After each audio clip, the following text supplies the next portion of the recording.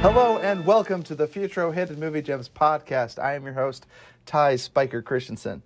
I believe there's a hero in all of us. We've got Matthew McConaughey's in this movie? I didn't know that. Is that my McConaughey voice? Yeah, it was. We've got Jordan Christensen on the pod. Whoa, he stole that guy's pizza. Does he say pizzas or pizza? I always thought he said pizzas. Does he say pizza? Who says pizzas? No one says that. I know he doesn't, but that's why I thought it was funny. Even... I thought he said pizzas. He's like, whoa, he stole that guy's pizzas. I'm pretty sure he just said pizza. I'm pretty sure Maybe he said pizza. But to be correct, he did steal multiple pizzas. Actually, he did. Pizza. It's the same person. I think but it technically should be pizza.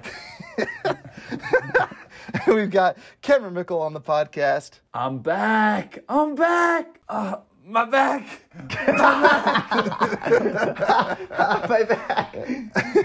You're like a little crunch in there.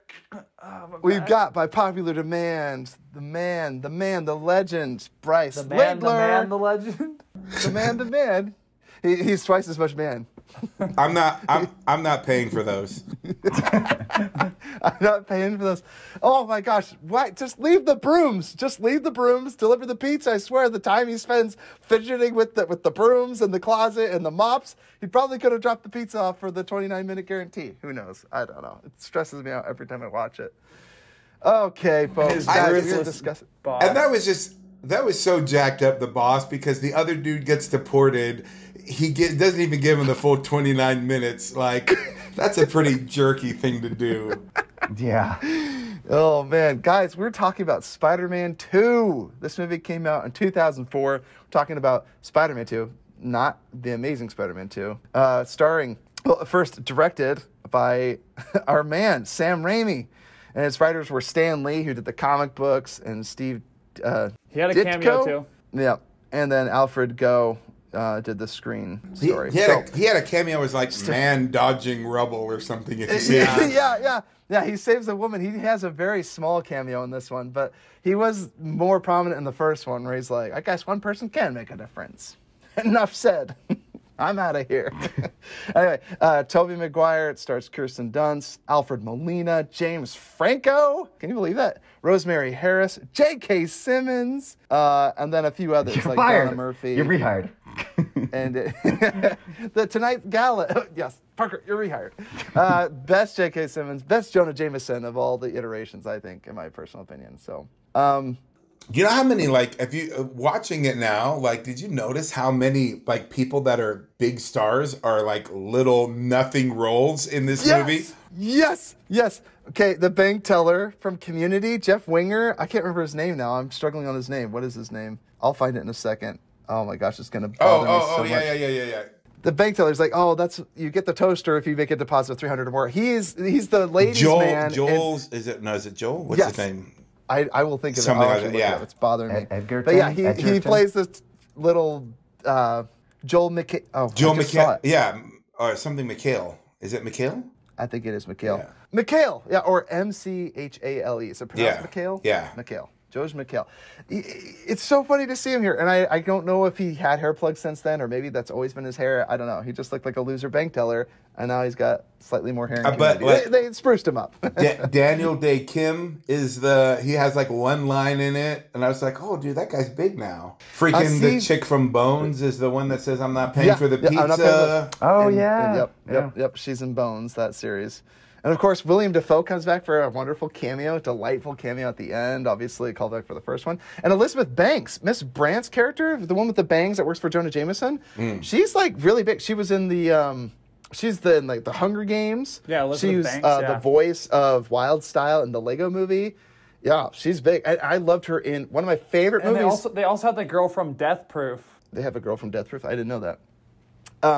But Elizabeth Banks, she was also in I love this movie. It's like Love and Sound, I think it is, or Love and Music. It's a movie about the Beach Boys.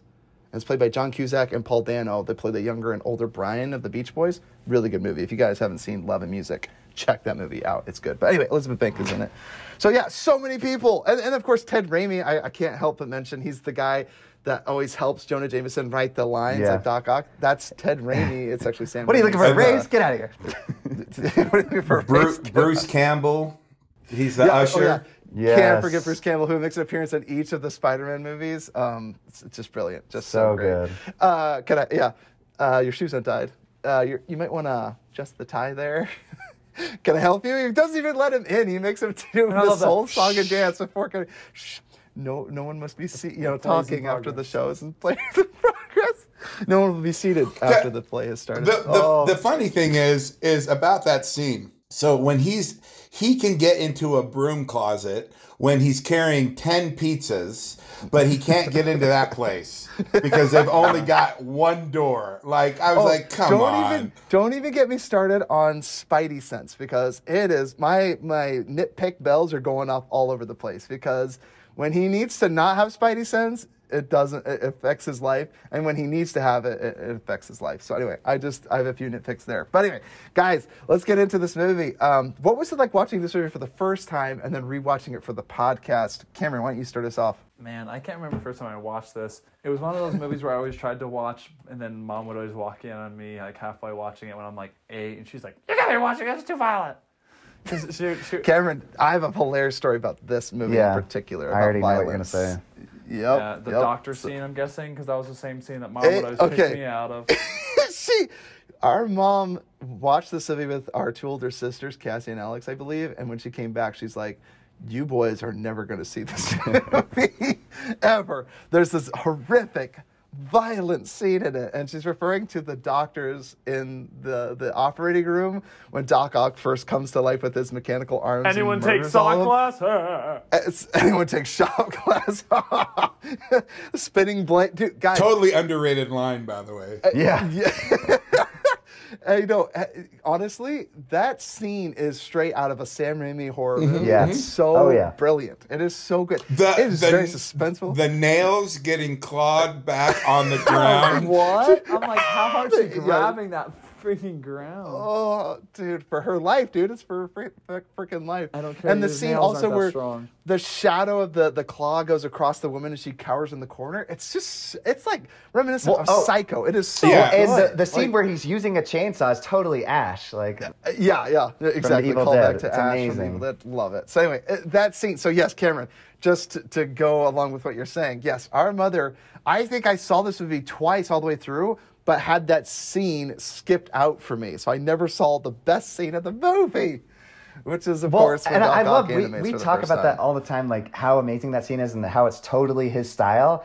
And it's so funny that, I mean, both that Mom wouldn't let us watch it, and also, like, after talking about it so much, and then finally Nerd Writer put out a video about it, and it's like, oh, so good. Yeah, Nerd Writer had an excellent video about it. Yeah, just talking about the scene. He broke it down scene by scene, cut frame by frame. It's so great. In all fairness, Ty, when this movie came out, you were, what, 3? So, I mean... Yeah, Mom, come on. I'm out of diapers now. I should be watching this. Seriously, I was so upset. So, yeah, Cameron, but you finished what you were saying. What's it like for you watching it now? Yeah, so, just tried to watch it many times. I barely remembered it, kind of up until rewatching it for the pod yesterday. Was super fun because, especially with, like, I'm a super big superhero junkie, and so watching this was kind of nice to be like, oh wow, this was like kind of what started off all the superhero and stuff, and like actually kind of got the ball rolling. This and Batman. Oh yeah, for sure. Bankable movies. I mean, a really awesome movie. Gosh. So, yeah, like we said, I remember watching this movie for the first time, and the first 2 times I watched it, we couldn't watch the Doc Ock scene. I remember a few years later when I'm finally, like, on my own, and I watched it when I was, like, 16, 17, or 18. I finally watched the infamous scene that we referred to, and I felt like I was watching this movie for the first time. It was, like, the coolest scene. And I just watched it over and over. I'm sorry, Mom. It's my favorite scene now. I love things that glorify violence. I'm so sorry, Mom. I'm a disappointment to you. It's such a cool scene. And I remember watching it being like, just filled with sheer dread. I get goosebumps just talking about the scene, the way it's crafted, the sounds, the sights. It's so powerful, too, because it reminds me so much of the ending of the first episode of, not The Boys, what's the other cartoon? Invincible. And because they drown out and they get rid of all music and they just have, like, really powerful sound effects. Yeah, it's wild. The scene doesn't have music playing over it. It's quiet and it's scary. And there's that amazing scene where he throws the first doctor and you hear him flipping through the air. It's like, it's like a cool action set piece, but also like really like unnerving because you just see the awesome power that these claws have. It's just so good. It's so good, guys. I just love it. Anyway, so and then I watched it again, and I just remember thinking, okay, I know I'm going to be on blast right now, but I'm like, is the Spider-Man trilogy exactly the same as the Dark Knight trilogy? And the fact that you have a first one that's really, really good, and then the sequel is even better, and then the third one is a letdown. I'm sorry, Dark Knight Rises. It's just... I disagree. You couldn't have... but then again, Spider-Man 3 I is better disagree, than Dark too. Knight Rises. Dark Knight Rises. Listen to me. Hear my case. I agree. Bane going out like a total man, getting shot with the bat bike by a Batwoman. I'm just saying, by it's a Batwoman, or by Catwoman. By Catwoman. I thought she's a Batwoman. Who cares? Catwoman. I'm just saying that was really disappointing. Very disappointing. Anyway, just thought I should air that grievance because again, Dark Knight was so much better than Spider-Man 2. By comparison, the Dark Knight, they both definitely go down a peg. Is it The Godfather, you know? Oh, good Godfather point. 1, Godfather 2, and Godfather 3. This keeps happening in trios like this, where the second one is just so good. They tapped into something. Sam Raimi did an amazing job in this movie. I love rewatching it today. Jordan, how about you? Watching it for the first time, rewatching it for the pod? Kind of like Cameron, I don't really necessarily remember the first time watching it. I do remember, like you said, Mom saying we couldn't go to the theaters. We were devastated, so we had to wait till it came out so she could skip over that scene. She could skip the scene herself before Vin Angel, before TD card. It's like, this is what I want taken out. I don't want my boys to see this and become, I don't know, murderous children of the... I don't know. Anyways, but I don't know what her word it's just was. such a fun... I mean, goodness gracious. I loved it the first time, and I love it. Actually, I was surprised how much I loved it now. And it kind of bummed me that I'm like, I don't know if Disney would ever give like a director this much creative freedom, you know, to make a film how he wants to do it. I mean, just look at Edgar Wright wanting to do Ant-Man, you know, with more style. And it's like, We have a formula. Just sit down, all right? You don't need to reinvent the wheel. Just put Peter Quill and this is his superpowers in this movie, and here's the side characters, and here are the jokes. Have fun. You can direct this 4-minute sequence. We won't tell you what you should say how you should stage it. I don't know. You film this. But what's it called? At least they get the age of the character right. Not trying to make 35-year-old freaking Tobey Maguire be like, oh yeah, he's a freshman in college. Get the fudge out of here. Hey! I know everyone knocks it. I believe he's in high school. Well, actually, I have to go back and watch the first one. But I buy that he's in college in this movie. Blasphemy. He's the same age as his professors. I'm like, you're telling me that this dude's in college? Yeah, we're right. Parker, you always show up to my class exhausted. I love it, dude. All right, so Bryce, what was it like watching it for the first time, rewatching for the podcast? Unlike all of you guys, I was actually old enough to watch a movie without my mom telling me I couldn't. So your mom comes in, what are you watching? It's not trash, Mommy, it's lovely. I will say that I was worried about my mom walking in on, but definitely not Spider-Man 2. So no, I did sit in the theater, and I remember, loving it, and I was a big Spider-Man fan. Grown up, comics, and I still have all my Spider-Man comics to this day. So that was a big deal for me. And what's crazy is it was not at all my favorite of the trilogy, even when it came out. I liked 1 and 3 much better than 2. I could never understand why everyone was so up on number 2.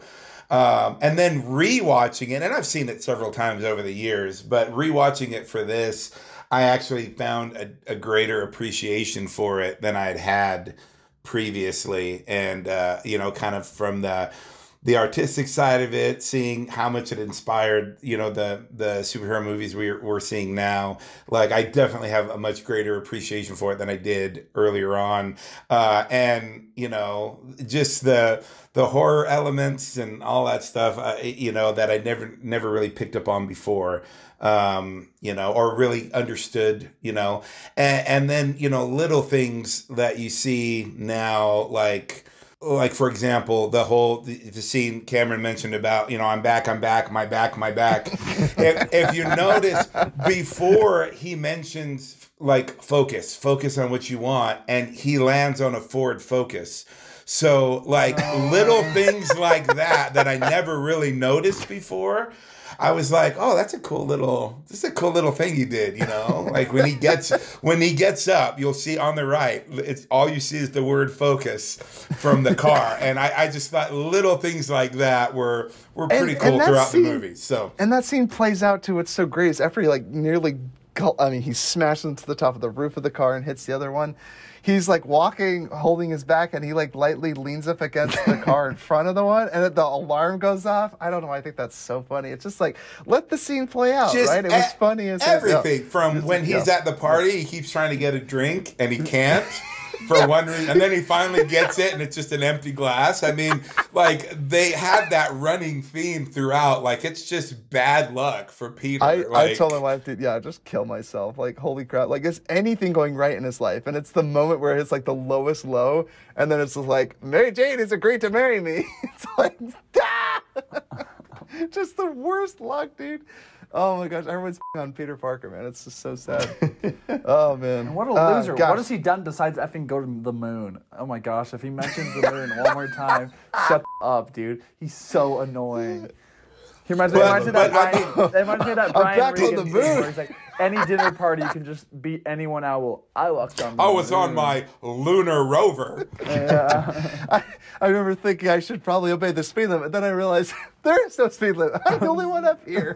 No, but the one thing that, like, if you notice at the end when Spider-Man drops her off after the whole, the octopus fight scene, he like jumps from the street onto the boat and like whips around and I was like, okay, and all the cops stand there like, oh, he made that jump, and I'm like, oh my gosh, this guy's such a loser. Yeah, he's like idolized. Gosh dang. Dude, no, but see, it's so funny that you guys say that because, I mean, he literally gets stood up on the wedding day. Mary Jane couldn't make up her mind before then. Like, poor J.K. Simmons and Jonah Jameson has to now tell the caterer to not open the caviar. And it leaves him standing there at the altar like a poor guy, dude. She couldn't say no and make up her mind before then. I love it. I love it too. How she like waits not only to the day, but then sends like a girl with a letter in. Yeah, she doesn't have the courtesy to face him. I wish we got to see what that letter actually said. Like if it just did like a shot over his shoulder just for a second. He said, I'm gone. Like, sorry. Thanks, but no thanks. Yeah. Oh man, that's great. Yeah, you're a real good friend. I don't. Yeah, you're a real good friend. It was like, just so you know, I that would have been more apropos. I totally saw Spider-Man in tights and so I can't marry you now. Yeah. I love when he's in the elevator. He's like, "What? How's it feel wearing that?" Rides up a little bit in the. So, guys, okay. so hold on. Have you guys seen the 2.1? Because that's the version I watched. That whole elevator scene is completely different. Oh, really? Is it the really? Guy starts pitching ads to him. He's like, I work for an ad agency. He's like, okay, look, you're a spider, web, hammocks. What do you think about hammocks? And like, what? He kind of looks at him. The whole scene, if you see the 2.1 version, they also added another scene with where her Kirsten Dunst is talking to like her best friend. I guess it's the only scene she's in the movie, and they start talking about, it goes really into depth and why she shouldn't marry this guy, and it kind of adds to her leaving him at the altar. Oh wow! But that whole elevator scene, I was waiting for the nice suit, I made it kind of. No, the whole elevator scene is like him pitching him an ad agency to try to let him do the ads for Spider-Man. It's actually pretty funny. That's hilarious. I want to see this scene now. I've never seen this version that you're talking about, but I love it. That's hilarious. And it wasn't like a deleted scene or something, or like no, it was actually a version of the movie. I watch all my movies on Vudu.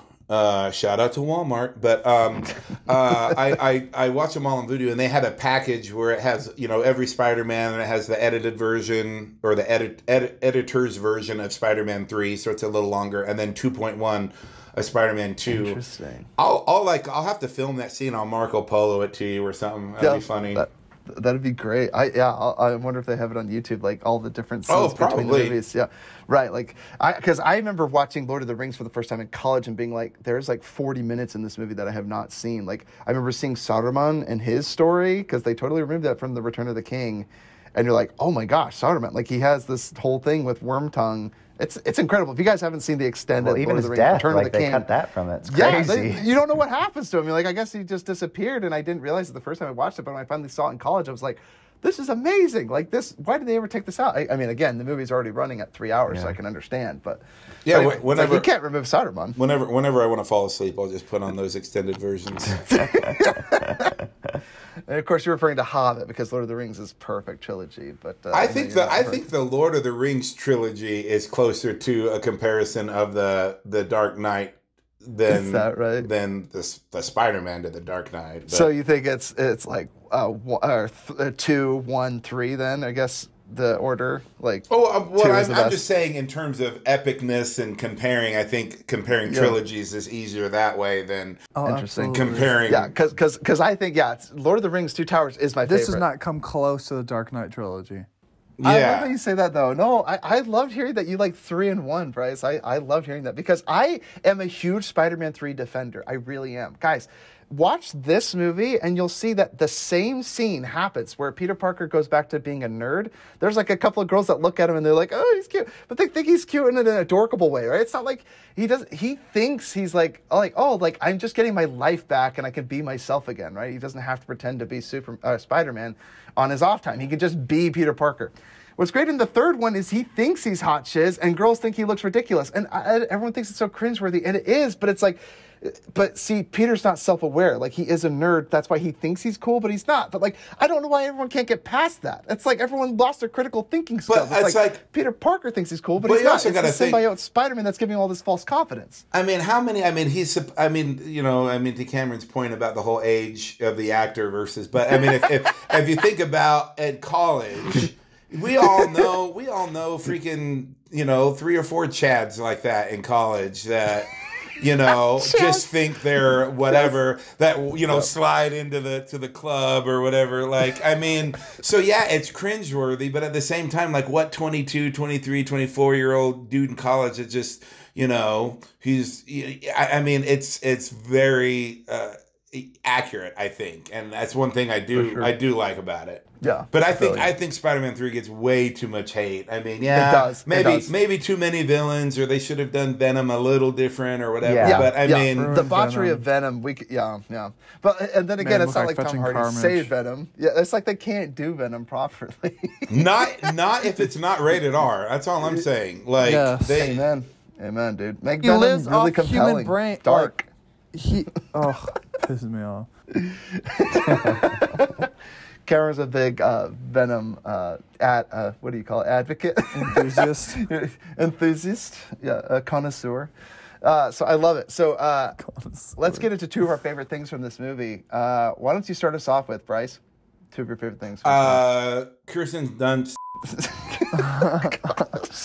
Are you referring to the? Sam Raimi is. I'm just telling you. That's what your mom should have been more worried about instead of the one scene. But no. So anyway, I think all the screaming, like that's one thing there's just so much of the horror screaming and the camera zooming in and How about like, the lady in the office building when Doc Ock's climbing the wall and then they hear comes through the wall. You know, she runs up to the screen and screams. Yeah, I mean, it's like, wow. There's just brilliant. So much of that. I love it. Pandemonium. So, yeah. So I'll say the screaming and the that's my 2. What a list. Hey, but I mean, I am Greg. Can you milk me? Yes. I have the feeling this is going to be the last time I'm on this podcast, so I just want to thank you guys for having me. It's been fun. It's been fun. It's been real. Like it all went downhill when I mentioned. Like that's where I went wrong.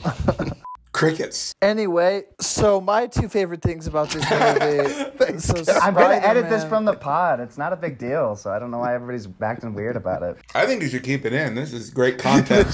This is great. Kind of lets us know where we're all at. This is what it feels like when you're sitting at the dinner table and like dad slaps mom and you're like...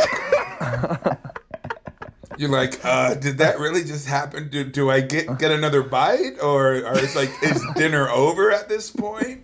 I still wanted more mashed potatoes, Mom. What am I going to do? Are Mom and Dad getting a divorce? All right, Cameron, tell us your 2 favorite things. Okay. Okay, well, what's it called? I was just super surprised, and I just loved how you kind of, one of my entrepreneurship classes talked a little bit about how he goes, we all love watching like movies and watching the hero's journey, and he goes, no one likes seeing a hero who just like from the start just succeeds, and that's why I kind of just like, I thought this one almost is like over the top with how much he fails, because you feel bad for him, because you're like, man can't catch a break because literally everything goes wrong with him. But then that's why I think it makes like the little victories so much like sweeter. I just thought like the sweetest moment I thought in this movie, I just thought was like the great example of Christ-like love and forgiveness was just his grandma. It's chocolate cake, right? Was his chocolate? I thought it was the slice of chocolate cake that the anorexic girl brings him. Which is Dinkovich's daughter? Yeah. So can I speak? Red? Isn't that the most? That's yeah. Isn't that the sweetest scene where he gets a slice of chocolate cake and a glass of milk? I almost cried at freaking the part when Aunt May forgives him and says like, at her scene. I believe there's a hero in all of us. Holy F, dude! Wait. You're so Cameron, cancerous. When you bring a guest on, I have one moment. Literally, you're like, oh, what are your favorite? Okay, what was it? This part, Cameron? What is speed? Okay, so I'm crying. Wait, Cameron, was it the speech where he says, "I believe there's a hero in all of us"? You tear up in that scene, Cameron. You end this podcast. You're like, dude. I believe there's a hero in all of us. Is it this one that she says revenge is like a poison, or is that the third one? No, that's the third. Okay. So my favorite thing was I just thought it was so sweet of her forgiving Peter, even though he was like so involved in Uncle Ben's death. I just think like losing someone that important to you, but then being able to forgive and put it behind you because of how much you love that person, I thought was really sweet. Because with great forgiveness comes great responsibility, right? That's the quote as it goes. You're a And my second favorite thing is just, oh my gosh. You can be a Jedi too. Let's just everyone just butt in as much as physically possible at anything Cameron says. Bryce, feel free. Anytime, just spit out any random quote from anything ever. Oh my gosh. Thank you, Bryce, for being a good human being. Anyway, so my second favorite thing is just J.K. Simmons. He's so funny. He's just like that perfect kind of comic relief that is very needed in this this movie. I just love every single time he just literally like every single scene he's like, I had thought of a genius idea, Dr. Octopus, and like his like coworkers like wanting to say, oh, that was my idea, and he's like, yeah, shut up, yeah, I know it's good. Like, I don't know, just every single scene he's in, I'm like, I want more. And the scene where you see his humanity, and he's like, oh, Spider-Man actually was a hero. And the moment he steals back his suit, he's like, oh, he stole my suit. He's like, I knew it. He's like, he's a menace. He's a thief. He's like, wait, just kill him. I just love his character. Just J. Jonah Jameson's such a fun character.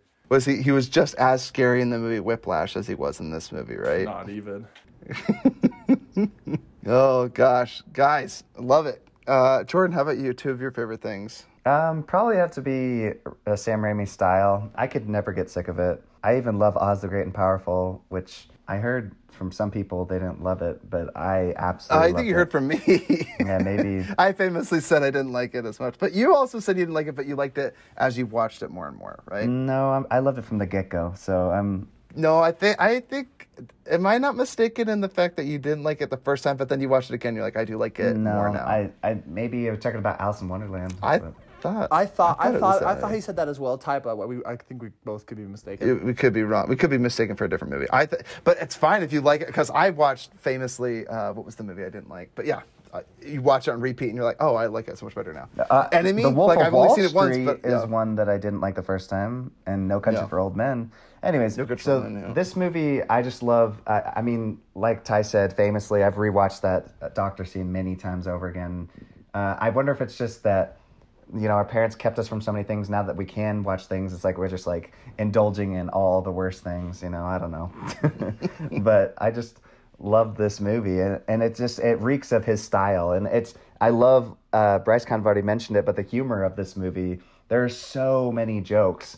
I mean, just constantly throughout the movie, and they're just hammering. It's kind of like the interview with Bruce Campbell. He said that in high school, Sam Raimi used to just poke him in the back of the neck with a pencil as hard as he possibly could, and just to get a reaction out of him. So I just feel like he just loves to, really hammer on this actor, and it's just like, and he comes up with amazing, funny ideas of just like, he just can't get ahead, and it's really great.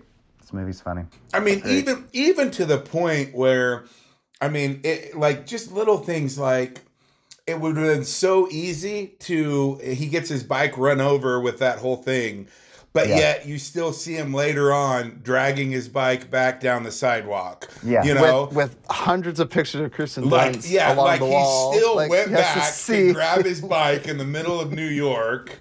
Just like when you just think about what it would have taken for him to go back and do that. And then, you still see like this guy, like Spider-Man's dragging his bike back home, It's just crazy. Brilliant. I would say one of my favorite things are the extras in this movie. They're excellent extras in this movie. We mentioned the lady that screams at the camera as Doc Ock's climbing the building. I love Jeff Winger, John McHale's character as the banker. I thought he was great. Like, Aunt May kicking him under the table or trying to kick Peter. He's like, I didn't know you took up piano lessons again. Like, I don't know. I think that's so funny. Like, the hijinks of kicking someone under the table, but you kicked the wrong person. Ow! It's just so funny. I don't know why. I'll never get. And he's still trying to steal the coin, like trying to take the coin, and she slaps that out of his hand. Yeah, don't steal from the bank. I thought that was hilarious. And those bags of money, like say bank on them with golden balloons on it. Like what bank vault has that? That was ridiculous. And what is Doc Ock's plan? See, I don't want to get into the nitpicks yet, so I will get into those in a second. And my second favorite thing, so the extras, other extras, like the lady, like the police car that flies and nearly crushes all those people, and they're like, it's a web. Go, Spidey, go! It's like so over the top. Or how about the lady playing that song, Spider-Man, Spider-Man? Oh my gosh. Yes. The Asian lady stop. spins a wheel. Where have you gone? Come back soon. And you see Tobey Maguire's eyes like widened. Oh my gosh, like he's like, oh my gosh, it's so funny. Guy stole that guy's pizzas. Yeah. That guy was great. There's like a hilarious scene where the pizza he drops off to save some kids nearly getting run over by a giant semi barreling down the street because they lose a ball in the street. So Spider-Man saves these two kids, probably gave him whiplash when he smashes into them like he did, but saved their life ultimately. And then he goes back up to the balcony, and the guy has like worked out a pizza slice from the pizza box, and then Spidey like takes the bag or like whips the boxes out of his hand, and then literally webs the actual slice in the guy's hand. I don't know why I think that's so funny, and it's like, so what did he do? Like take this webbed slice of pizza and shove it back in the box? Like I'm with the Bones actress extra. She's like, I'm not paying for those. Like if she ever looked inside that and saw a bunch of Spidey webs all over a pizza slice, like what the heck is this stuff? Like anyway, I just thought that was really funny. All the extras are performing at 110. The pizza delivery guy, the Bruce Campbell cameo. All the little extras were so great. They were so over the top. The guy with the burning building. Oh, hey, somebody call the fire department. He's like, someone's left their child on the second floor. Like, hey, where you going? like so over the top. Did the little girl going, yeah? Did she remind you of what's that fish movie? Journey to the West? Journey to the West, yeah. Yeah. Helpless little Korean child that needs saving. And then the parents are like, I asked my wife when they're talking Korean, and they're holding each other, and the father says something to the wife in Mandarin, and it didn't say what they said in my captions. Oriental couple, Korean couple, oh, whatever. The Korean, yeah. What is he like says something, and I was joking with my wife. I was like, what would be the funniest thing that he could be saying to her right now? Because they didn't say what subtitled it, so I was just like, he's like I thought one of two things. One, they could do the Groundhog Day thing where he's like, she'll probably be all right. As the building literally explodes at that next moment. I just thought it'd be so funny. He's like, maybe not. But I also thought it'd be really funny that they're like, he's like, I don't know, like, don't worry, hon, we'll have other kids or something. I was trying to think of like the funniest, most dark thing, because he's trying to console his wife, and I'm like, what could you say in that instance where the two of you left your child in a burning building, and they're just sitting there watching the building burn to the ground? I thought they should have just said to Spider-Man, there was a reason we left her in there. Yeah, yes, Cameron, yes, yes. I know. They don't even stop to think. If he walks out, gives their kid, and they're like, Mikayan, or whatever, Mikaichu, or whatever they Pikachu. Mikayan, Michayan. No, they were really just saying, he brought us back the baby. Pikachu. Oh my gosh. It's like this thing never stops crying. Like when he's dangling over the fire and she's like, "Meh." It's like, see what I mean? Just crying all the time. Never shut up. She did try to help him up, which I always thought was really sweet. Yeah. Really sweet moment. You know what Ty's going to say if his children get saved from a burning building? Smashes against the door. I love that with his shoulder, and he's like, oh, that's a great moment. Then he has to kick it down. I love it. There's a lot of really sweet moments. I love the moment when they're all in the thing and the kid hands him his mask and says, "We won't say anything." Like, I love that moment. And yeah, where they catch him from falling, and they're like, "Oh my gosh, he's just a kid." Yeah, that's like great. I feel like from here on, like the extras, man, I'm telling you, the movies, like this movie is filled with extras that are so great. Yeah. Except, I'm sorry, I feel like how you guys are like, oh, all these sweet moments. No, the sweet moment I say, you guys should laugh as hard as you physically can. The most cringeworthy was the kid at the end that goes, "We found something, mister." It's like so bad. It's so bad. One of the two kids, and the other one's like, "We won't tell nobody," was fine. But the kid before, he's just like, "We found something, mister." It's like so bad. It's the only bad extra in this whole movie because everyone else is doing an amazing job. So that's one of them. And two, I think the action still holds up. I love the way they stylize the action. It's cool to see Spider-Man do like acrobatics, use his web powers. It's all really exciting stuff. And Doc Ock was such a formidable villain. I think it was so fun to watch them go, head to head fighting. The bank scene is a great action set piece. The subway trains. They've kind of lost a lot of that. If now it's like you have everything builds up to the one fight at the end, of nowadays. And it's like they fought several times, and each time, on the building and, just in the bank, on the train, at the end. I mean, there's just all of these different times that they battled to kind of create that, it's not just, oh, at the end it comes to this point and they fight and then it, it's kind of weak. Yeah. And I really like how they did that. Yeah, it kind of was akin to Spider-Man Into the Spider-Verse. I felt like these two are my favorite. Like this one and Spider-Man Into the Spider-Verse are my favorite Spider-Man movies. Which one's better, Jordan? Yeah, I'm glad you asked that because I have to say the new ones with Tom Holland give it a run for its money because I love the Homecoming meta was element. Really, really good. Not even just Homecoming. I still liked Far From Home as well because it literally is talking about CGI monsters that the visual effects artists make. It's really tongue-in-cheek, referencing actual visual animators in the studio that make all the special effects of the movie. That one had Jake Gyllenhaal, and I didn't even like it as much. Oh, Cameron, you should watch it again, though, man. Seriously, that movie gets better every watch for sure. But just the first beginning when they were trying to play Mysterio as a good guy, I was like, oh, one of the guys from the Sinister Six is a bad guy? What? Well, see, that didn't even necessarily get me. It just it got me how it was played because I actually thought he was a supervillain all along, but it turns out he actually doesn't have a super. I loved it. Like, does that make sense? Oh my gosh. So because you're right, the first one with Michael Keaton, oh my gosh, like that's hard to beat. Michael Keaton just brings such a level. Ty, is anybody missing a roll of $20 bills? We found the rubber band. Yeah, that was the dumbest effing Guys, joke. so did you see the new trailer for the new Spider-Man movie that's coming out? Watching the freaking actor, Otto Octavius, the actor from this one, Alfred Molina's character, get out and he says, "Hello, Peter." I got giddy. I was so excited. I'm like, oh my gosh, they're bringing back the best Doc Ock that we've had. And you hear William Dafoe's laugh. Like, this new movie is kind of like, and it's been said that all three, Tobey Maguire, Andrew Garfield, and Tom Holland, they're all going to make an appearance in the movie. Well, I guess, obviously Tom Holland's the star of it, but you have Tobey Maguire and Andrew Garfield that also played Spider-Man in different Sony versions of this. This makes me so excited because it's like it's self-referential. It's kind of meta, also but it still makes sense in the sense that Doctor Strange has this ability to bend space-time continuum. So it's like actual actors that have played this same character will come back and in this version, even if it's a cameo, it would be just like Into the Spider-Verse. The one thing that it's kind of cool how they can tie it in, and I mean, the other two, Garfield and Maguire, aren't confirmed, but it's that's the big rumor. It's true, but right.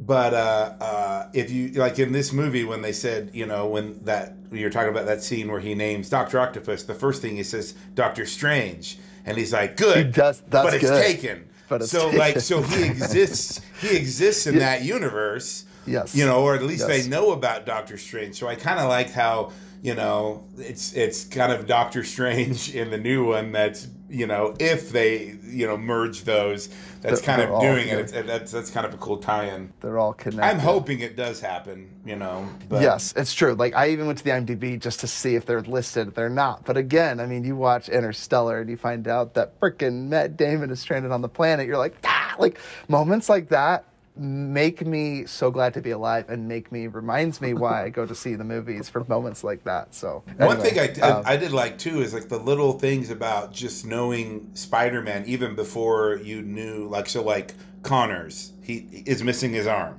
Like every time he talks to him, you see that his arm's missing. And it's alluding to, okay, the lizard will exist in this, and all that kind of stuff. I really liked how they, he paid attention and paid homage to like fans like me of the comic, and that whole world of, okay, he threw it in there, even something as minor as that. and we can't forget to mention that every single person's name in this particular comic book, like Spider-Man, everyone has like major alliteration going for them. You have Peter Parker, you have Jonah Jameson, you have John Jameson, J. his Jonah son, Jameson. Robbie Robertson. You have, what was his name? There's one other character, but yeah. Oh, the professor, right? What was his name? Kurt Connors. Like every single person has like this. Like Mary Jane is one that doesn't, but I don't know why. It just makes me laugh to think like Peter. All of them Harry have Osborn the alliteration doesn't. thing. But Yeah, Harry Osborn doesn't as well. Yeah, and like, you have- I should call him you have- Octavius though. Like most of them do. Like I just think that's really funny. You have Aunt May and Uncle Ben, like. All right, I didn't say every character. I said I'm surprising how much. Like it's Jason, it's Bruce Wayne, and Joker. They don't have the alliteration. This is very charming. Is all I'm getting at. Anyway, Uncle Ben. Uncle Ben. Aunt May. Pretty good. All right, I'm trying to point out something here. I don't know what I'm trying to point out. I actually thought Daniel Gillis's character, John Jameson, the boy that was getting married, I actually thought that was Dexter for a minute. Does he not look like Dexter? I feel like he looks like Dexter. A little bit. You see it, Jordan? You don't see it? Give me a pouty lip. I don't know. Doesn't look like him? I thought Who? it looked like him. Are we talking about the fiance? The guy that's like, I'm back on the moon. Cameron's favorite guy. I mean, I thought he I looked thought he like remind- Dexter. He reminded me a lot of, or a little bit of Princess Bride. the main Like character? Prince Carrie Wesley? Elways. Yeah, a little. I don't know why. I just wonder who he was kissing on the moon. Because if he's like, I'm back on the moon, like, Yeah. just curious. That was such a cringy line. Like, And then he's like, Yeah, "You want to come so with or cringe. something?" I was like, "Shut up, please." Are you up there with me? Are you up there with me? And she stands you up on the wedding day. I think she's pretty not much with you. Also, I thought of a really great line at the very end when Mary Jane's like, "Go get him, Tiger." He's like, "It's Spider." Why that's would I go get him, Tiger? Go get him, Spider-Man. I'm Spider-Man. Tiger? Don't get him, Tiger. Who the fudge is Tiger? That animal skin guy. There's an animal skin villain against what's his name? The hunter guy. Craven. Is it Craven? Not Vulture, yo. Who is If you're it? gonna make a really bad That's joke great. like that, at least know who you're talking about. Yeah, for real. I'm trying to make it work, but I'm just saying the tiger thing really upset me. I'm like, it's Spider. But that was probably her note. Now that we're talking about it, it probably just said, "I don't want to go to the moon with you." You're out there all alone, and you'll die alone. And in space, no one will hear you scream. Probably was the last PS. In space, no one can hear you scream. Also, So, that wall of all the pictures of Mary Jane was so obnoxious. I'm like, she is not that famous. And there's no famous person that's getting her face put on the wall 7,000 times. Cameron, apparently you've never, went to the big city. Oh, are Yeah, you never very- dated a supermodel. I remember my wife saying, like, she's not that great in the play or something like that. And I was like, oh my God. It's just like, I'm I wasn't, sorry. like insulting Mary Jane. How does she says that word incredulity or whatever it is, and she does it with Incredulity. that accent. I'm like, oh, that sold me right there. She's amazing. I also didn't get the part where she goes, "Do you think we should forgive them?" He says it in the play, and then she's like, "Yes, I mean no." And I was like, did she accidentally say yes and she wasn't supposed to say that? Or was that reaction actually in the play? Did anyone else get that? Yeah. Where I'm like, because she forgets the "I am glad," and like the guy's yelling at her like, "I am glad." That's the line. Reminded me of About Time. Yeah, me too. Yeah, right. It's like, was that supposed to be what she said, or was it not what she was supposed to say? Anyway, I just had that moment where I'm like, did she like forget she was in a play because Peter Parker's all of a sudden there in the play, obviously? Or no, that was a scene that she said before when he wasn't there. He's just an empty seat, okay, guys? Her performance that time reminded me of the scene in Whiplash when he was like, "So let's see if you're in the front because of your looks or because you can play good." And it's like, yeah. Oh, no, because you're pretty. It's because you're pretty. Yeah, that's brilliant. And again, Kirsten Dunst, bless your heart. Has she done anything since like Little Women and this? Fargo, Like, has she been and she's been in a bunch of TV shows. She wasn't Fargo. She had a renaissance. Is she coming back? Doesn't She's in a She was ton the of girlfriend- TV Did she get, shows. she's the did she go girlfriend into that got TV? sent in by her pathetic boyfriend who watches her from a distance getting murdered. Wait, which one's that one? I remember her in And Jumanji too. do you That know was the she's only other married movie. to the guy from The Muffin Man? Huh? No, the guy the She's Fargo? married the to creepy the Muffin Man. the weirdo neighbor from. He's also in Breaking Bad, and he's also in Game Night. The weirdo neighbor.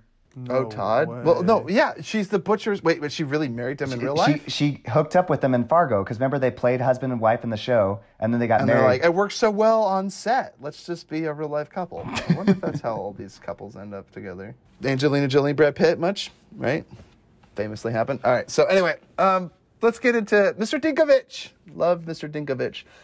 Rent. Don't try to sneak past me. I've got eyes like a cat. Or no, what does he say? Ears like a cat and eyes like a rodent. It's great. Mr. Dinkovich, dude. Love it. Comes out with his pants down. Rent. It's so great, dude. I love it, dude. He's so great. Let's see. Oh, there's a great scene. Okay, extras again. There's a scene where Otto Octavius is they're doing this giant experiment in like the middle of a city, like a new elementary style form of fusion, and they're like, let's just do it downtown Manhattan. Like, wouldn't this be on like in the middle of the Mojave Desert somewhere? Like, anyway, nitpick, right? So anyway, it goes bad. Unsurprisingly, it goes bad. They do it in front of the scientists with no protection. There's a scene where Harry starts clapping, and James Franco's character is like, bad clapping, just by the way. And Happy to pay the bills, Otto. He's great, like laughably great. And then there's a scene where this extra leans forward and goes, he's like, this breakthrough is beyond your father's dreams. And he's like, thank you. It's like so bad. Like, it's so good though. Like, it's so cheesy and corny. I love it.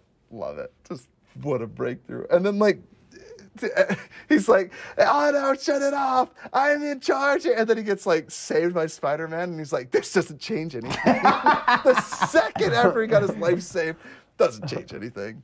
Oh my gosh, Harry, dude. I'm so glad they gave William Dafoe a cameo too. Avenge me! Avenge me! No! Throws a knife in the mirror. Oh, and again, that butler knows about this secret hideout, doesn't he? Or I don't know if he knows about the secret hideout. He at least knows that the glider that pierced his father came from his own glider. I don't know why he didn't tell him that until the third movie. I could have told him. I love the butler too. He's like, your father was, wasted his life. Addicted to his work. He only obsessed over his work. over his Good work. night, Yeah. Bernard. Shut up, Bernard. You're no Alfred. I love it. Anyway, okay, that nitpick about those bags of bank bags full of coins. I don't know. I thought that was so funny. What Just type like, of Sonic world do they live in?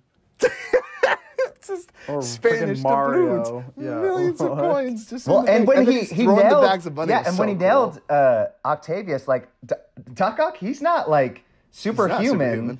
No. No, that's my I told favorite. Maddie it's kind of like the egg experiment, right? Where you drop an egg, and if you have a bunch of, popsicle sticks around it, you can protect the egg. That's kind of the analogy. but I have his the biggest, tentacles protect I have them. the biggest pet peeve with Doc Ock's first interaction with Peter Parker. Has no idea he's Spider-Man.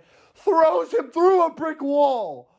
Like, Yeah, oh, yes, at the coffee shop, right? Yes. There's a scene where he Oh, says, that's "Go right. find Spider-Man," and throws him against the wall. I'm like, you might have and just he throws a murdered car him at if him. he It's was like, human. No, and he if threw a wasn't car at him, Spider-Man, Ty. He would have killed Wait. him. Oh, maybe he had a bad aim, but he's like, I'll just scare him a little. He's like, oh, maybe I would have looked too hard. But he's like, okay, good, they got out of the way. Okay, so speaking of a great scene, great use of slow-mo, when he literally like senses the car and he dies. Yeah, at that was a Mary Jane. great scene. Awesome, like action set piece. That's super. But cool. I was thinking about that. Like, it was cool visually, but I'm like, Doc Ock didn't really think that through. He's just like, I have to ask you a question. I will He kills throw. him. He's like, I have to find Peter Parker, and he says, "Don't hurt Peter." Yeah, Doc Ock didn't think that through, and neither did Mary Jane. What is the bullcrap where Mary Jane's like, she's like, I don't love you. She's like, kiss me. What? No, because she was I going know, to she somehow wanted to turn see his if head he had the- around and if kiss he him had the upside down. kiss. No, but see, she still would have had to try to find a way to kiss him upside down. She should have gotten up to leave and then like tilted his head upward and kissed him because there was no way if she kissed him right side up, she wouldn't have been able to tell that was Spider-Man, right? I mean, because remember, she literally gets Moon Man to put his head backwards on the couch so she can kiss him upside down, right? I don't know. He thinks it's all romantic. But and it she's just wasn't- Like, you don't kiss as good as wasn't- Spider-Man, essentially. It wasn't necessarily about the upside downness, though. Yes, it is. You Like, know? how would you know Yeah, I if you agree only with kiss that. someone upside down? I mean, really? You So tell me? she thinks that You're anyways. gonna go kiss your wife tonight upside down, and all of a sudden you're like, I mean, whoa, who it's the like hell are kissing you? somebody different. Challenge Get out of accepted. my Who is house. this person? What have you done with my wife? Where is she, Rachel? Who the are you? So okay. Flawed logic. So that was great. Just a nitpick. I was just saying because again, you're right, Karen. She's like, kiss me, and she was trying to determine if the sparks fly. Maybe he is Spider-Man. That was just my biggest pet peeve is his interaction with Peter Parker. So she was suspicious of him before that moment, which I thought Yeah, was she kind of had an idea, obviously. no one else, got the idea that the only person in the entire New York City that can take pictures of Spider-Man is actually Spider-Man. The photographer, the only one that's able one's to capture deduced photos of it, taking pictures of your In friend. all fairness, that was Spider-Man. before selfies were a thing. You know what I mean? Good point. Good and point. I love Good it. I point. love it too, Ty, is because it's like the fact that like no one picked like, hey, we've never seen Peter Parker and Spider-Man at the same place at the same time. He was at the scene of the crime. Anyway, Cameron, he it's great. takes Well, off the the thi- glasses, so When he Totally. when he says to Aunt May, "Wow, we showed him," and she said, "We," What and do you I'm mean, like, we? "Yeah," and I'm like, she didn't recognize his voice right then, like. I have two questions. Was she saying, what do you mean we, as in like I showed him because I hit him in the head with the broom and saved Yeah. your life? Okay. That's how I interpreted it. I thought she was also referring to like, what do you mean we? Like, are we something? Do you love Are we me? about to kiss? Yeah, are we about to kiss? She's like, "Can you hang upside down and kiss me? Let me put my dentures in." I thought maybe she was saying like we, like because he was like, oh, like I was worried that she was like we, like, oh, like that's something you would say with a family member. I don't know. I did. But see, I did think that. I as get well, what Ty. you're saying. I thought it was weird. I get it both. And then I thought about it. I'm like, Right? oh, no, Yeah. She's probably just. but like, he, kinda I think making it was fun a of joke him. because he says, oh, like she was like, what do you mean we? I showed did it, him. Like, yeah. you didn't do anything. Yeah. Yeah. But I actually thought that was weird because he's like, what do you mean we? Because they did this and again with Miles Morales in Into the Spider-Verse where he's like, hey, I love you. And he hugs him and he's the police officer and it's his father. But he's like, hey, cool, and he like leaves. But it's like a father-son moment and the father doesn't know that Spider-Man is his son. The Spider-Man is actually his son. So anyway, that's what I was thinking initially. But I think Bryce's reading of it is correct because it is a joke when he says, oh, it's not like, uh-oh, like she's catching on to me. It's, oh, like... this tough granny, Aunt May Again, is, it's just another thing he can't get ahead. He like full on Exactly. fights him on the side of a building for her, and she doesn't even give him credit. and then all of a sudden pulls out a batting 110 or whatever, 100% average, where she's like, oh, I believe there's a hero in all this. That whole speech about like little boys, like this kid that's only getting paid $5 to help me move on a weekend. Bad deal, man. I don't know Criminal. inflation back in 2004. When I was 4 years old and they get $5 to help an old lady, like a hoarder like that, I bet she has all kinds of boxes, all smelly and everything. I'm like, that is not worth your Saturday. I'd be playing video games. I'd be like, nope. Anyway, and then he was like, hey, where's Spider-Man? You take his pictures, right? And then she's like, boys like Harry need Spider-Man. Like she's literally talking to Peter Parker, and it's like way too on the nose, but I love it. It's very sweet. And Tobey's just sitting there like crying. Just sitting there crying while Aunt May's like literally praising him or praising Spider-Man. But anyway, it's great. The only nitpick I really had that bugged me again watching it, because all that other stuff, I mean, it's a comic book movie, and I like that it has that comic-iness. But, like, Dr. Octopus's arms are never the same length.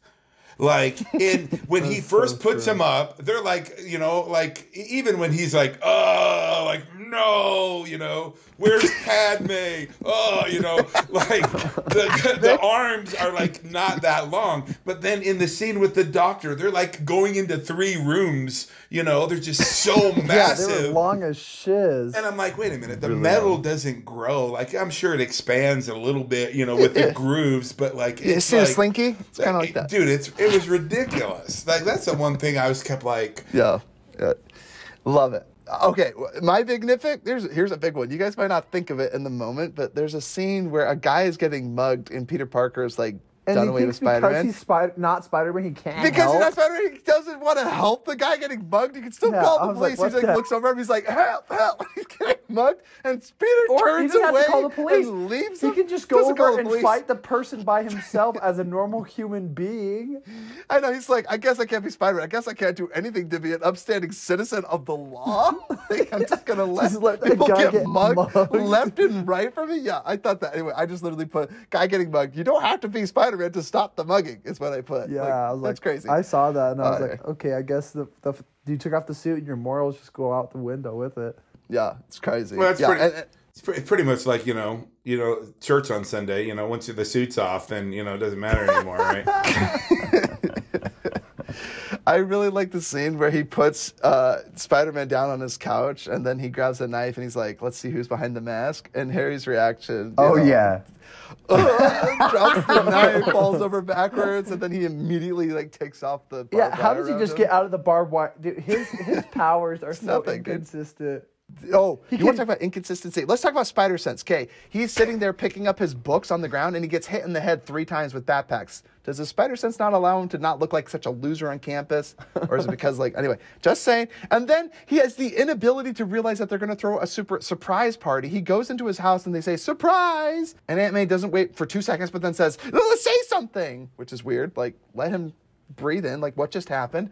And then, so he didn't have Spider Sense to know people were in his house to give him a surprise party. Like, so much for Spidey Sense, right? And then he's like, what's the occasion? He's forgotten his own birthday. Are we to believe that Spider-Man is so busy he doesn't know what day of the month it is? Like, I guess it's possible. What's the occasion? Does he not know what year it is? Like, it's his birthday. Anyway, just saying. Plenty of inconsistencies with the Spider Sense. I'm just saying, you know, because then it's there when a car's being thrown through the window, but not with backpacks hitting his head. The inconsistency comes when he's saving the Chinese girl. When on the scene where he's like, "Oh, I'm back." I know he fell, but homie jumped 70 feet, and then he has to jump 4 feet across, like where the floor has fallen through, and he can't even reach that. I'm like, are you fetching kidding me? You're Spider-Man, and you can't jump across that? Yeah, he did leap pretty far, didn't he? It was pretty great. Yeah, plenty of inconsistency. But one last thing I will say is there were some great cuts. There was a scene where Jonah Jameson says, "Get out of my office," and it literally does what I call the wavy transition, where the screen goes all like wave, like you're going into a dream. It's like, wow, I don't know who edited this movie, thought that was a good cut. It's like someone's using iMovie. Yeah, like, you know the scene I'm talking about where they like melt the screen into the new sequence. And there's another one where Spider-Man gets knocked out by Doc Ock, and then the camera literally pans into his chest and goes through the spider logo, and then you cut to very interesting scene transition graphics. And again, being a comic book, you could kind of get away with things like that, but I was just surprised in the end where I'm like, I don't think they use cuts like that in movies anymore because it takes you completely out of it. And I'm like, unfortunately, that one did. The whole melting the screen, I was like, is that going to go back to Jonah Jameson's childhood or something like a flashback? It's just the weirdest scene transition. You know, it reminds me of Star Wars. Of him just being mugged. If you start noticing in Star Wars, they screen wipe and they do the circles like all the time. That's the only two transitions they use. And if you notice it, you start to notice maybe it. J. Jonah Jameson was like he's like an arachnophobic. Maybe he's like has super big fear of spiders, and that's why he just hates Spider-Man. What's his beef with the Spider-Man, man? It's great. Anyway. Oh, I know. I love his quote too, and he's just like, he's like, maybe I was too hard on him, and then all of a sudden he steals the suit. I want Spider-Man. He's a thief. I also really loved my favorite quote from Otto Octavius is, it keeps saying it, and it's great. It's just like, the power of the sun in the palm of my hand. He's so good. It's so well delivered, and I'm like, I believe it. I'm like, he created fusion. Congratulations, Doc. Except and then his wife dies. Except it's not in the palm of his hand, because no human hand could enter that, which is the whole reason of the arm. So it's kind of a line. In the palm of my tentacles. Yeah. And can we just say for a second that, like, it worked? Like, the fusion thing worked. Like, so like that's the thing I didn't get to. Like, at the end, it's like they was like, oh, it was such a failure. Like, well, dude, like, maybe he created fusion. Yeah, like, you literally had a mini sun there going on. Okay, let's, all of a sudden it was like, nope, back to square one. With just a little bit more tritium, he could have destroyed the whole city. I lost a necklace and a shoe to this thing. It's over. No more experimentation for this guy. Renewable energy, yeah, he couldn't make it more safe. Just scrap it. Just no. What a wash.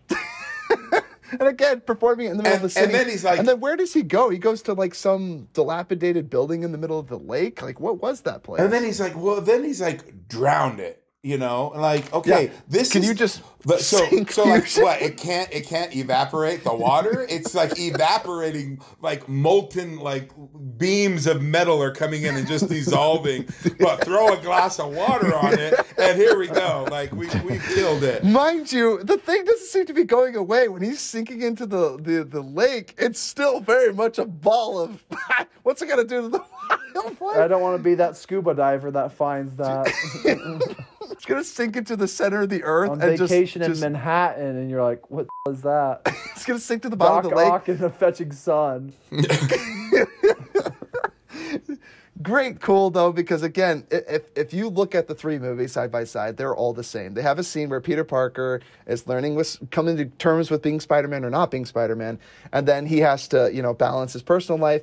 Then he gets the villain to ultimately kill himself, which is what happens in the first one. Green Goblin kills himself, and in this movie, he kills himself with his experiment. I'm pretty sure it happens in the third one, or at least Sandman turns himself in. Anyway, Venom kills himself. He dive bombs on an explosive grenade from Harry's glider. So yeah, every single villain in Spider-Man universe has to kill themselves, which is fine, I guess. But anyway, I just thought it was funny that you heard it here on the podcast. Spider-Man is pro-suicide if you're a bad guy. It's like, why don't you just kill yourself? Because I'm not going to do it. He bullies his Batman. Villains into suicide. They were going to do Spider-Man 4, but it would have started with Tobey Maguire going, you all know how this is going to end, right? I'm going to make you kill yourself. Just threaten that I'm going to make you kill yourself when this is over. Oh, guys. All right. You guys have any other quotes you wanted to throw out about this movie? I do want to say, not a quote, but I do just want to say, like, one of the notes I made was this is, at the end of the day, it's really a love story, and that's the one thing we really haven't touched on yet talking about. Is like, it really is. I mean, yes, it's a love story in the scene, in like, thrown into a Spider-Man thing, but it's really about him and Mary Jane ultimately, and him. It's pretty soap opera. I mean, lots of crying at the end, and I do want to say this too. You mentioned the Go Get 'Em Tiger. So when for quite a few years, every time I'd go out to work, and go out and sell, on my way out the door, my wife would say that to me. She'd say, "Go get him, Tiger." And so that was always, and that line was from the movie because she knows I'm a big Spider-Man fan. So it had special meaning too, because I was like, oh yeah, I remember my wife used to say that to me. Now I don't go out to work like I did every day, so I don't get to go get him, Tiger anymore. But yeah. She's like, "Are staying home again, honey?" Like, get off my back. She's like, you have no idea what kind of stress I'm under. Well, now it's kind of like I'm like those lazy tigers at the zoo that are just laying around all day doing nothing. Oh my gosh! What? Cameron, do you have any other quotes? No, I think we've said most of the good ones. You killed my father. I was almost expecting him to say, "Now prepare to die." You killed my father. Inega Montoya. So great. A patriot. No! That's so great, dude. Love it. Love it. I wrote that down. It's just so great. Avenge me? No. Oh, we haven't talked about the get a girl to fall in love with you, feed her poetry. Yeah, okay. Hilarious scene. His laundry is destroyed, but he's sitting there day by day. He gazed upon her day by day. He sighed with that. And then he like starts reciting it to her and she's like, I'm seeing someone. It's kind of serious. She's like, day by day. You want to get a girl to like you. Where'd this come from? She's like, whatever that means. Whatever that means. What the heck's the matter with you? He's like, I've been reading poetry.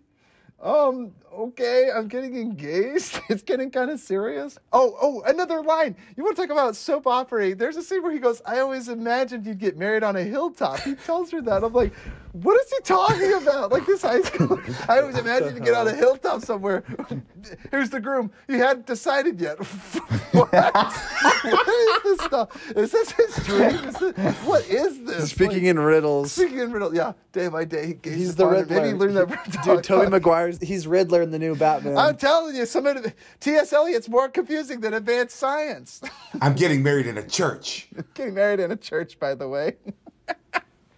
Oh my gosh, yeah. Mary Jane gets really whiny in this. I can't remember what it was. It was, when did she get really whiny? Oh, there's the scene where she's yelling at Peter. She's like, Harry's come to see it twice. My mother's come to see it like 5 times. And my best friend who loves me, he can't even come out to see the show 1 time. And it's like, even my father came, although he came backstage to borrow cash.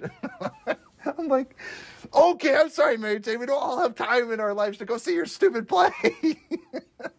I don't know why it bothered me so much. Like, my best friend couldn't bother to see the play. I'm like, oh, shut up. Do you know what's going on in Peter's life right now? Give him the guy a break. My goodness. Anyway. I thought her reaction, though, was better than the girl in Invincible. She's like, I knew you were the superhero all along. And it's like, dude, screw you. I'm mad that you didn't tell me. Well, how was I supposed to know? Because once you know, I can't ever take that back. Anyway. Brilliant. Just brilliant. Love. Guys, would you recommend Sam Raimi's Spider-Man 2 Yes. and 2.1? Yes. Everybody see this movie. This is an amazing action, soap opera-y, superhero film. It's great. It's got and a horror movie. It's got everything. It's got everything for everybody. Something for everybody. So I mean, has anybody really not seen it? Yeah, that's what I was Let's gonna be say. real. Like, that's the thing. I meet people that are like, oh, I've seen the Andrew Garfield, or I like this version better. And usually it's like, it always skips a generation. Like, I meet people now, they're like, oh, the Andrew Garfields were great. And I'm like, I remember thinking I really liked the first one, but then I'm like, I would never go back and watch them. And I wondered why that was. And I was like, oh, because they weren't really all that great. Like, Jamie Foxx was so weird, like, as Electro. I really liked them. Really I really liked them. I love Jamie Foxx. I think they're great. Really? Yeah. I think they're great in their own way, but I mean, I think they're great. I think I love the idea that they're painting like the sexiest man alive. Andrew Garfield is like this nerd that can't talk to people. I don't know. It always makes me laugh. I don't even get me started on that. Cameron, Dating are you effing happy? Emma Stone in high school. Yeah, looks like a loser. Get that out of here.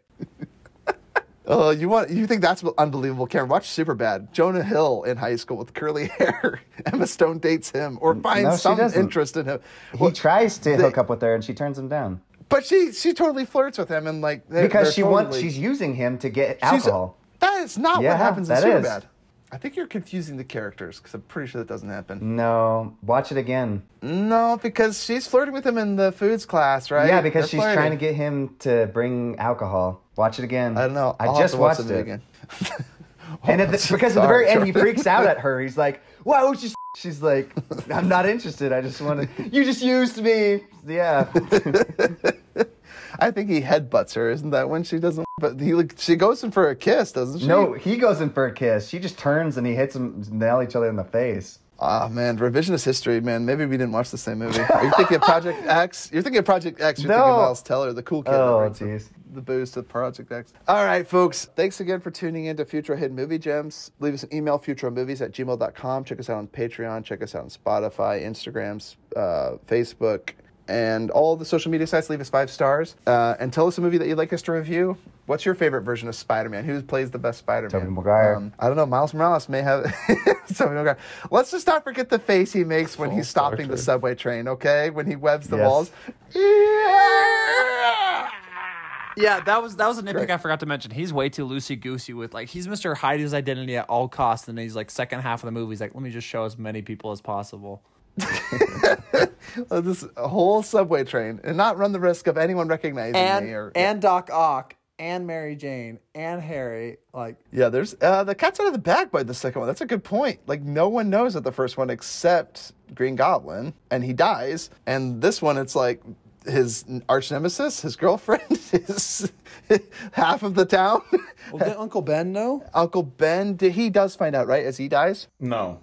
I don't think he does. Because he dies and then he becomes Spider-Man. Right. So, but he knows about the wrestling that he was doing, but I don't think he knew about the superpowers, right? But he did say great powers come great responsibility. So how did he know about that? I'm confused. No, he wasn't. I should know this. He was just speaking in general. I don't think he knew he was Spider-Man. Yeah, he's just like, hey, you could be a smart bookworm, but instead you're going to go fight Bonesaw in this ridiculous... I got you for 6 minutes of playtime. Oh my gosh. All right, guys. Bryce, do you have a social media presence or you get some music you want to plug, dude? Let's hear it. Play us a song. I'm kidding. Where can people find your music? So SoundCloud, on SoundCloud. And again, still working on the album. So it should be done if I can ever get some time to get home and work on it. But yep, so it'll be good. And where in SoundCloud? Bryce Laidler. B-R-Y-C-E. It's just Bryce. B-R-Y-C-E. Bryce. Yep. Check out Bryce on SoundCloud. It's like 31 down. There's like 30 Bryces above me, but but I will rise to the top. I'll rise to the top. Yeah. Excellent. Oh my gosh. Well, we just had so much fun talking. All right. Because the next movie is going to be a doozy. All right. Stay tuned, everybody. This has been Futro Hidden Movie Gems. Signing out. Peace. I'm Spider-Man. Oh, he stole that guy's pizza. Pizzas. Plural.